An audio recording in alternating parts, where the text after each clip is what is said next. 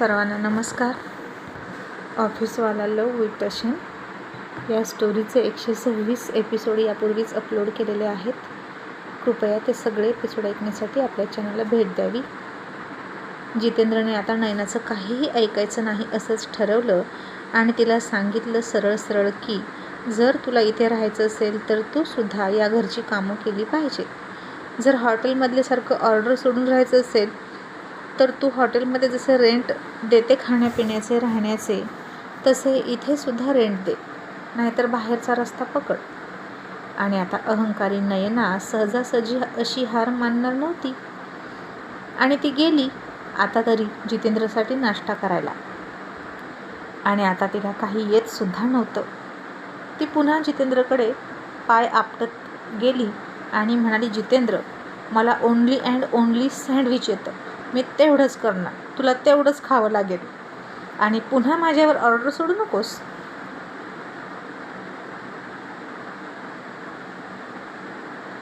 आणि जितेंद्र म्हणाला, ठीक आहे, तेवढं तर तेवढं बनव, पण तू जे बनवशील तेच मी खाईन आणि मम्मी पप्पासाठी सुद्धा बनव.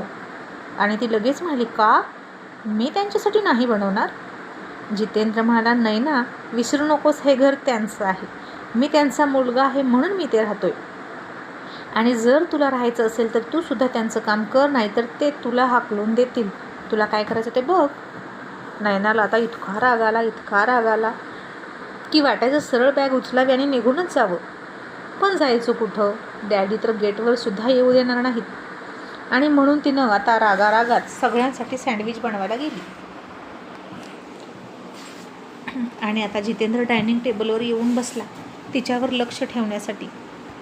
आणि नयना तिकडून ओरडून म्हणाली, मम्मी, ओनियन कुठे आहे, टोमॅटो कुठे आहे? तशी चापलुसी करणारी मम्मी लगेच उठली. आले हा नयना बेटा, असं म्हणून तिची मदत करण्यासाठी. ती पळायलाच लागली. ती या बाईला तर कधी अक्कल येणार होती कुणास ठाऊक. कुणासमोर वाकावं आणि कुणासमोर झुकावं हेच तिला कळत नव्हतं. आणि जितेंद्र तिला लगेच म्हणाला, मम्मी खाली बस, इथूनच सांग तिला कुठं काय आहे, ओनियन टोमॅटो. ती घेईल तिच्या हातानं. आणि मग मम्मीनं सांगितलं. मग नयनानं ते रागात घेतलं आणि कट केलं. कसं बसं सँडविच बनवलं आणि म्हणाली, आता जसं झालं असेल तसं खायचं. आता सगळे खायला लागले आणि कुणालाही ते सँडविच आवडेना आणि त्यांनी परत ठेवलं. आणि ती म्हणाली, हे काय, मी इतक्या कष्टानं बनवलं आणि तुम्ही असं परत का ठेवलं? माझ्या मेहनतीची काही कदर आहे की नाही तुम्हाला? आणि मग जितेंद्र तिलाही म्हणाला, बस ना, तू पण खा आणि हे सँडविच कसं झालं ते बघ. मग नयनाने एक घास खाल्ला आणि तिला ते आवडलंच नाही. तिने ते थुंकून टाकलं. जितेंद्र म्हणाला, का गं नयना, तू बनवलेलं तूच खात नाहीस, मग आम्ही कसं खाणार सांग बरं? मेहनत करत होतीस तर खाण्याच्या वस्तू तरी नीट बनवायच्या ना, खाण्याच्या लायकीच्या तरी. नाहीतर उगीच सगळीच्या सगळी मेहनत तुझी वायाच गेली ना. आणि इतका केअरलेसपणा बरा नव्हे. आता जा आणि दुसरं काळजीपूर्वक बनवून आण, नाहीतर तुझी मेहनत वाया जाईल. नयना आता पुन्हा चिडली आणि गेली. आणि मम्मी म्हणाली, जितेंद्र, अरे मी जाते ना. जितेंद्र तिला दम देऊन म्हणाला, मम्मी, तसं असेल तर तू तुझं आणि पप्पांचं बनव, माझ्यासाठी माझी बायकोच बनवेल. आणि जर तुला असंच इंटरफेअर करायचं असेल ना आमच्या मध्ये तर मी सुद्धा नयनाला घेऊन वेगळा राहायला निघालो. समजलं का? कारण तुझ्या लाडामुळे माझी बायको बिघडली, कळलं तुला? असं जितेंद्र मम्मीला दम देऊनच म्हणाला. आणि आता मम्मीचा जितेंद्रवर प्रचंड जीव होता, अगदी लहानपणापासून. आणि ती म्हणाली, नाही रे बाबा, तू मला सोडून जाऊ नकोस, संग्राम गेला आहे तेवढं पुरे. आणि मग आता नयनानं थोडं काळजीपूर्वक सँडविच बनवलं. थोडा उशीर लागला तिला आणि ते खाल्ल्यानंतर जितेंद्र म्हणाला, ठीक झालं आहे आणि नेक्स्ट टाईम चांगलं बनेल, हो की नाही? आणि फक्त रोज सँडविच खाणार नाही मी, मला आणखीन दुसरंही काहीतरी हवं नाश्त्यामध्ये, जे मम्मी करते ते. नयना म्हणाली, पण ते मला नाही येत, मला फक्त सँडविच येतं. जितेंद्र म्हणाला, मग शिकून घे, आता तू लहान नाहीस त्यामुळे लगेच शिकशील, नाहीतर दिवसभर घरी बसून काय काम आहे तुला? इतर गोष्टी मोबाईलवर बघत बसतेस, त्यापेक्षा काहीतरी रेसिपी बघ. आणि तू तरी रोज एकच पदार्थ खाशील का गं? सांग बरं. आणि आता जा आणि लंचची तयारी कर. नयना म्हणाली, ते पण मीच करायचं का? जितेंद्र म्हणाला, हो, सगळी कामं तूच करायची. आता मी ठरवलंय की घरामध्ये बायकोचं काय काम असतं हे तुला शिकवूनच काढायचं. तुला बाहेरून काय हवं असेल तर ते मला सांग, मी आणून देतो. मग सांग, आज संडे आहे, काय करशील? नयनानं खूप तोंड वाकडं केलं आणि म्हणाली, पुलाव करता येईल. जितेंद्र म्हणाला, आता लंचमध्ये पुलाव खायचा का? बरं चल ठीक आहे, तेवढं पण मी खाईन. डिनरमध्ये काय करशील?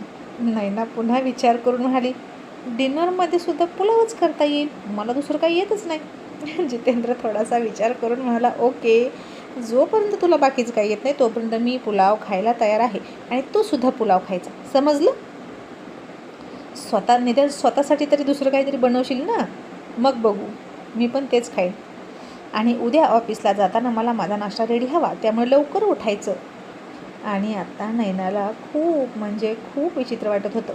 इतक्या वर्षात कधी माहीतच नाही ना असलं काही करायचं. मग आता त्रास होणारच. मग आता तिनं पुलाव केला, तो सुद्धा अतिशय खराब झाला होता. आणि आता ती म्हणाली, आता काय करू? दुसरा पुलाव कधी करायचा? आता पुलाव बनवून सँडविच बनवणं इतकं सोपं नाही ना. आणि मग या पुलावचं काय करायचं? तो वाया जाणार, असं ती गोड बोलून म्हणाली, म्हणजे जेणेकरून हेच खावं त्यांनी. मग जितेंद्र म्हणाला, मम्मी, तुझ्या सुनेला बचत करायला शिकव आणि या पुलावमध्ये मॉडिफिकेशन करून आणा. जा मम्मी. आणि आता संग्रामची मम्मी गेली आणि मग त्या पुलावमध्ये थोडंसं हा सॉस टाक, तो सॉस टाक, असं करून एक सुंदर रेसिपी करून आणली. तोपर्यंत संग्रामचे पप्पा त्याला हळूच म्हणत होते, जितेंद्र, तू ना खूप सॉलिड आहेस रे. जे मला इतक्या वर्षात या घरात करायला जमलं नाही ते तू केलंस. आणि खरं सांगू का, मला वाटलं माझी मुलं पण माझ्यासारखी शेळी मेंढीसारखी खाली मान घालून राहतात की काय, पण तू ना खरा वाघ निघालास. आणि जितेंद्र हसून मला, पप्पा, खूप राग यायचा, हो, खूप म्हणजे खूप राग यायचा, पण नोकरी होती ना तिच्या डॅडींच्या जवळ आणि खूप हात बांधले होते, खूप लाचारी व्हायची आणि त्यामुळे नयनाचं सगळं ऐकून घ्यावं लागायचं, तुम्हालाही, मम्मीलासुद्धा आणि मलासुद्धा. आणि तिच्या डॅडींनी आपल्याला खूपच बांधून ठेवलं होतं सगळीकडून, त्यामुळे काहीच करू शकत नव्हतो, कारण त्या नोकरीवर आपलं घर चालत होतं. पण आता ना पप्पा खऱ्या वाघाच्या ऑफिसमध्ये काम करतोय मी. पप्पा तिकडे सगळे वाघच वाघ आहेत आणि वाघीणच वाघीण आहेत. सगळे असेच आहेत, एकदम डॅशिंग, पण वागायला चुकत नाहीत, किती रिस्पेक्ट करतात एकमेकांचा. आणि ही आपली नयना कसलाही रिस्पेक्ट करत नाही आपला. त्यामुळे मला वाटतं आपला संग्रामसुद्धा असा डॅशिंग झाला आहे, आधीसारखा राहिला नाही तो. आणि मग मी तरी का मागं राहू? आणि खरं सांगू पप्पा, मधूमुळे हा सगळा बदल झाला आहे असं म्हणावं लागेल. आणि आत्ता कुठं आपलं घर वाटायला लागलं. आणि नाहीतर या आधी पुरुषांवर अन्याय होणारं केंद्रस्थान होतं. आणि पप्पासुद्धा म्हणाले, खरं आहे तुझं, ती मुलगी खूप छान आहे. आता संग्राम आला ना स्वित्झर्लंडवरून की मग आपण जाऊया त्यांना भेटायला. पण आता एक फोन करतो असं म्हणून पप्पानं संग्रामला फोन केला. संग्राम आणि मधू एन्जॉय करत होते, नुकतेच रूमवर आले होते आणि मुद्दाम जितेंद्र, पप्पा तिकडंच विचारायचे, हॉटेल कसं आहे, हे कसं आहे, जेवण कसं आहे, तुम्ही एन्जॉय करताय का, छान छान राहा बरं का, असं मुद्दाम मोठ्यानं म्हणायचे. तसं संग्रामची मम्मी नयना किचनमधून कांटा उगारायच्या. आणि आता मधूला खूप छान वाटत होतं, सगळी फॅमिली नाही पण निम्मी फॅमिली तरी आपल्याशी बोलते म्हणून ती खुश होती. आणि मग आणखीन काय पाहिजे होतं. आणि मग तिकडून फोन ठेवला आणि दोघेही पुलाव खायला लागले.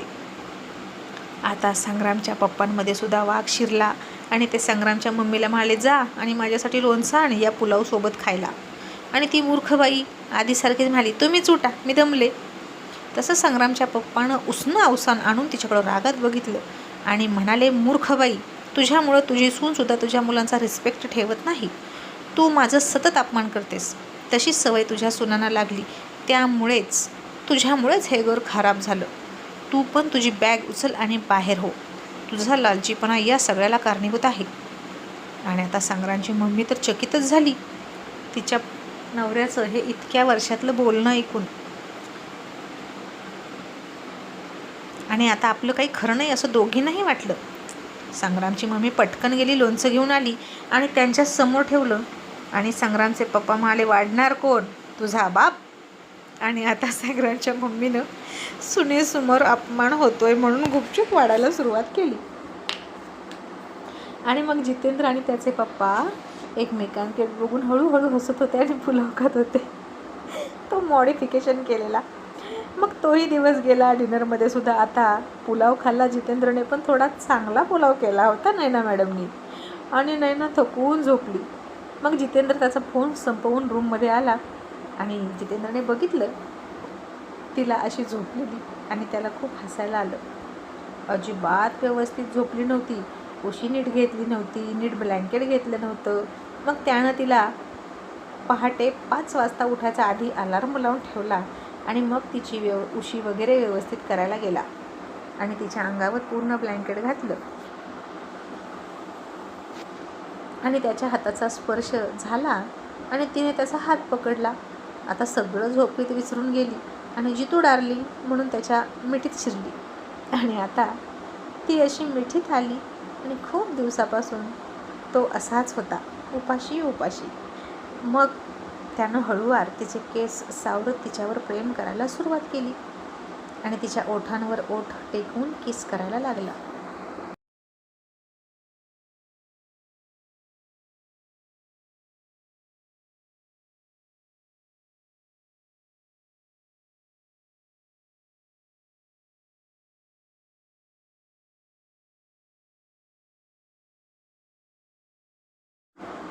आणि आता बघता बघता दोघांचेही कपडे बाजूला पडले आणि तो तिच्या अंगावर आला आणि ती जागी झाली. तसं तिला आठवलं त्यानं आज दिवसभर दिलेला त्रास आणि ती चिडून म्हणाली, जितेंद्र बाजूला हो, अजिबात माझ्याजवळ येऊ नकोस. आणि जितेंद्र म्हणाला, का? हे सुद्धा बायकोचं काम आहे, समजलं? ती म्हणाली, मग जर जवळ यायचं असेल तर मला रेंट द्यावे लागतील. आणि जितेंद्रला तिचा खूप राग आला. त्यानं चिडून तिचे केसच ओढले आणि म्हणाला, मला रेंट मागतेस रात्रीचे, तेही नवऱ्याकडून? तू लग्नाची बायको आहेस, वेश्या व्यवसाय करणारी वेश्या नाहीस. आणि कबूल कर तू वेश्या आहेस, मग तुला रेंट देतो. आणि त्याआधी तुझ्या मम्मीला विचार, तिनं तुझ्या डॅडीकडून रेंट घेतले होते का? आणि तुझा जन्म त्या रेंटमधूनच झाला आहे का? तशी नैना झरझर उतरली आणि तिला तिच्या विचारांची थोडी लाज वाटली. आणि जितेंद्र तिला म्हणाला, जर रेंटवर देऊनच समाधान मिळवायचं असतं तर लग्न कशाला केलं असतं मी? नैना, तू स्वभावाने थर्ड क्लास आहेसच, पण विचारांनी सुद्धा थर्ड क्लास आहेस. चल हो बाजूला. असं म्हणून त्यानं तिला झिरकाडलं आणि बाजूला सरकवलं आणि कपडे घालायला लागला. आता नैनानं त्याला मिठी मारली आणि म्हणाली, सॉरी जितू, मी ते टिट फॉर टॅट करण्यासाठी म्हटलं, सॉरी ना. जितेंद्र म्हणाला, तेच ना, तुला कितपत प्रत्येक गोष्टीत टिट फॉर टॅट करायचं आहे माझ्यासोबत? पण तू हे विसरतेस की मी पुरुष आहे आणि तू स्त्री आहे. मी करतो ती कामं तू करू शकशील का? बोल, करशील का? मी कष्ट करतो घरासाठी, माझ्यावर इतकं टेन्शन असतं. आजपर्यंत तुझ्या प्रत्येक इच्छा पूर्ण केल्या, तुझ्यासाठी इतका अपमान सहन केला वेळोवेळी, तेही तुझ्याच डॅडीकडून. त्या बदल्यात मला काय मिळालं? आणि आता तू मला रेंट मागतेस का? मग जेव्हा माझ्याकडे रेंटचे पैसे येतील तेव्हा माझ्याकडे ये, किंवा जो तुला जास्त रेंट देईल त्याच्याकडे जा. नैना, तुझ्यावर खूप प्रेम केलं मी, पण त्यातून मला काहीच नाही मिळालं. असं म्हणून जितेंद्र दुःखी झाला आणि झोपला. आणि आता नैनासुद्धा निराश होऊन झोपली. एकतर तिला तिच्या भावाचं सुद्धा टेन्शन होतं आणि ती म्हणाली, जितेंद्र, माझा भाऊ ठीक होईल का रे? तुला काय वाटतं? सांग ना मला, मला त्याचं पण टेन्शन आहे रे. आणि जितेंद्र रागात म्हणाला, देवाकडे प्रार्थना कर, मला नको विचारू. मला आता तुला सहानुभूती देण्याची सुद्धा इच्छा नाही एक जोडीदार म्हणून. स्वतःच्या भावाची कशी काळजी वाटते आणि माझ्या भावाचा पावलोपावली अपमान करत होतीस त्याचं काय? मला अजिबात दया माया येत नाही तुझी आणि तुझ्या फॅमिलीची, असं तो रागात म्हणाला. ती तशीच निराश होऊन झोपली. मग पहाटे 5 वाजता अलार्म वाजला आणि जितेंद्र तिला म्हणाला, उठ, नाश्ता बनवायला जा. आणि ती तशीच झोपेत उठली आणि म्हणाली, मी नाही, मला झोप आली आहे. जितेंद्रने तिच्या तोंडावर पाणी मारलं आणि म्हणाला, उठ, आता पूर्वीसारखं 12 वाजेपर्यंत लोळत पडायचं नाही, कारण आपण राजकन्या नाही, आता आपण मिडल क्लास नवऱ्याची मिडल क्लास बायको आहोत. तुझं राज्य संपलं, आता इथे माझं राज्य सुरू.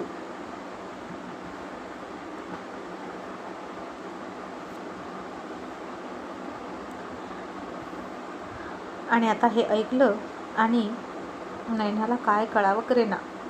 आणि जितेंद्र म्हणाला, उठ, नाही तर मी निघालो आहे ऑफिसला, चल तुला ड्रॉप करतो तुझ्या डॅडीच्या घरी. मग नयना घाबरली, तशीच पुन्हा उठली आणि खूप आळसामध्ये तिने सँडविचच बनवलं.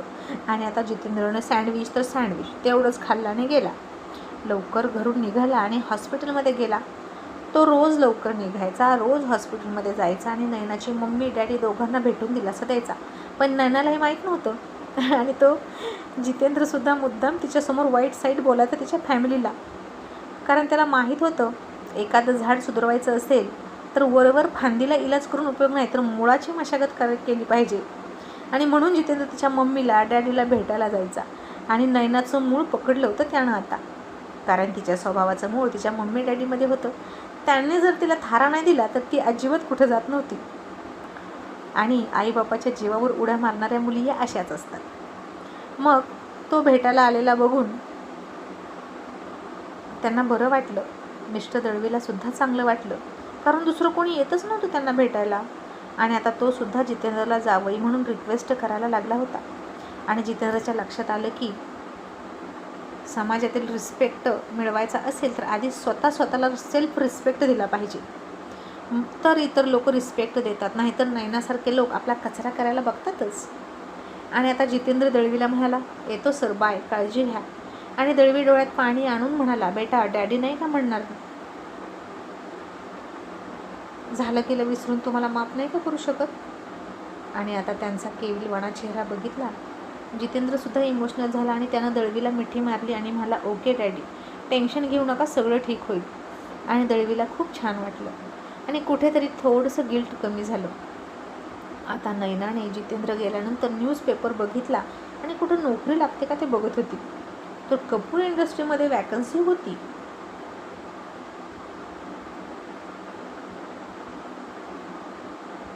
कारण तिथले सगळे अनुभवी वर्कर इंद्राच्या ऑफिसमध्ये गेले होते, त्यामुळे इथे वर्करची गरज होती. आणि नयनाला छान वाटलं, आपले डॅडी तिथं CEO आहेत, आपल्याला नोकरी लगेच मिळेल असं अजूनही तिला वाटायचं. आणि ती गेली नोकरीसाठी. आता जागा तर भरपूर होत्या. आज नयना एकटीच आली होती नोकरी मागायला आणि येईल त्याला नोकरी द्यायचं ते. आणि ही नोकरी आपण करायची आणि जितेंद्रला रेंट मागतो तर रेंट द्यायचे आणि त्याच्या तोंडावर पैसे फेकायचे, पण स्वयंपाक करायचा नाही आणि त्याची कामं करायची नाही असं तिनं ठरवलं. पण आता तिला बघितली आणि मिस्टर दळवी म्हणाले, या मुलीला सोडून दुसऱ्या कुणालाही नोकरी द्या, फक्त हिला देऊ नका, मला हिचं तोंडही बघायचं नाही. आणि पुन्हा तिला कंपनीच्या गेटवर सुद्धा येऊ देऊ नका. आता असं चक्क नयनाचे डॅडीच म्हणाले आणि नयनाचा चेहरा खूप खूप पडला आणि ती डॅडी म्हणून रडायला लागली. पण दळवीनं तिला अजिबात दया माया दाखवली नाही आणि कपूर इंडस्ट्रीजमधून चक्क हाकलून दिली. मग तिनं दुसरी जाहिरात बघितली होतीच इंद्राच्या कंपनीची, तिथून नोकरी मिळेल म्हणून तिथं गेली. पण तिला माहीत नव्हतं की जितेंद्र इथंच काम करतो. आणि ती इंटरव्ह्यूला आलेली बघून इंद्रा जितेंद्रला म्हणाला, बघ तुला योग्य वाटलं तर घे, नाही तर परत पाठव. आणि आता जितेंद्रने बघितलं की कोण आलं इंटरव्ह्यूला, तर नयना दिसली. आणि तिला बघून जितेंद्र म्हणाला, नयना तू? ती पण म्हणाली, जितेंद्र तू इथे काम करतोस का? तो म्हणाला, हो. पण तू कशाला आलीस इंटरव्ह्यूला आणि तुला काय येतं गं? मला ना आमच्या कंपनीत तुझ्यासारखी एम्प्लॉई नकोत, तुला अजिबात एक्सपिरियन्स नाही, यू आर रिजेक्टेड असं म्हणून जितेंद्रने तिला परत पाठवली. आणि आता नयना तिथून सुद्धा तोंड बारीक करून परत घरी गेली. आणि बापाच्या जीवावर उडा मारणं फार सोपं, पण स्वतः बाहेर पडून नोकरी मिळवण्यासाठी खटपट करणं म्हणजे किती धक्के खावे लागतात हा पहिला अनुभव तिला मिळाला. आणि घरात येणारा पैसा सहज येत नाही हे सुद्धा तिला कळेल हळूहळू. Thank you so much.